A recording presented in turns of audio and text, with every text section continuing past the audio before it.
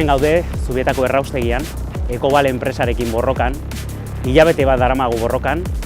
ostegunero, eguerdiro bezala, berriz ere hemen gaude, eta hilabete honen ondoren egia da jaso degula enpresaren deialdia bilera bat egiteko, eskertuak eta prest gaudela bilera hori egiteko, baina baita ere